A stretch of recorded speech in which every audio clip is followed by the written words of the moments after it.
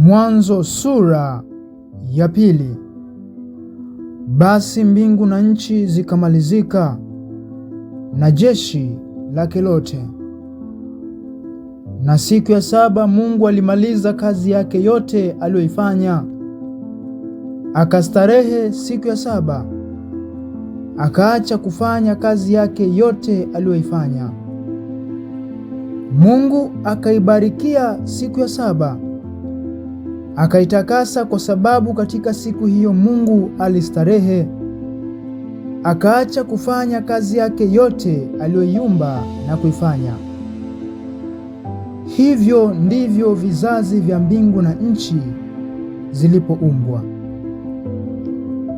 Siku ile Bwana Mungu alipoziumba mbingu na nchi, hapakuwa na mche wa kondeni bado, wala mboga ya kondeni haijachipuka bado, kwa maana Bwana Mungu hajainyeshea nchi mvua, wala hapana mtu wa kuilima ardhi.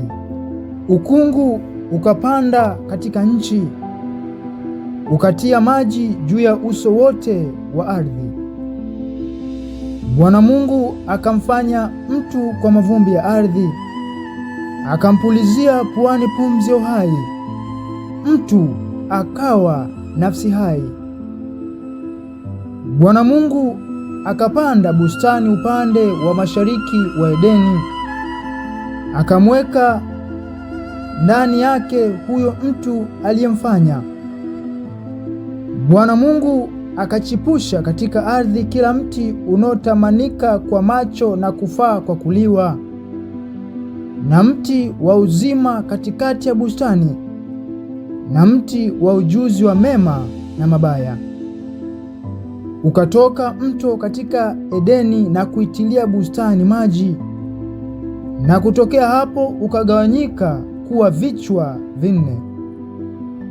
Jina la wa kwanza ni Pishoni, ndio unaozunguka nchi yote ya Havila, ambako kuna dhahabu, na dhahabu ya nchi ile ni njema. Huko kuna bedola na vito shohamu. Na jina la mto wa pili ni Gihoni, ndio unaozunguka nchi yote ya Kushi. Na jina la mto wa tatu ni Hidekeli, ndio unaopita mbele ya Ashuru. Na mto wa 4 ni Frati.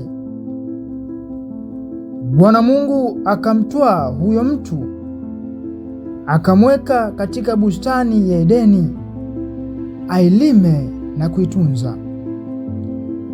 Bwana Mungu akamwagiza huyo mtu akisema, matunda ya kila mti wa bustani waweza kula, walakini matunda ya mti wa ujuzi wa mema na mabaya usile, kwa maana siku utakapokula matunda ya mti huo utakufa hakika.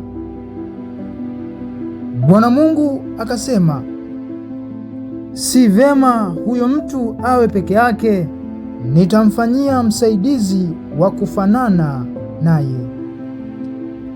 Bwana Mungu akafanyiza kutoka katika ardhi kila mnyama wa msituni na kila ndege wa angani, akamletea Adamu ili aone atawetaje. Kila kiumbe hai jina alilokiita Adamu likawa ndilo jina lake. Adamu akawapa majina yao kila mnyama wa kufugwa na ndege wa angani na kila mnyama wa mwituni, lakini hakuonekana wa kumsaidia Adamu aliyefanana naye. Bwana Mungu akamletea Adamu usingizi mzito, naye akalala. Kisha akatwaa ubavu wake mmoja, akafunika nyama mahali pake, na ule ubavu alioutwaa katika Adamu Bwana Mungu akaufanya mwanamke, akamleta kwa Adamu. Adamu akasema, sasa huyu ni mfupa katika mifupa yangu na nyama katika nyama yangu, basi ataitwa mwanamke, kwa maana ametwaliwa katika mwanamume. Kwa hiyo mwanamume atamwacha baba yake na mama yake, naye ataambatana na mkewe, nao watakuwa mwili mmoja. Nao walikuwa uchi wote wawili, Adamu na mkewe, wala hawakuona haya.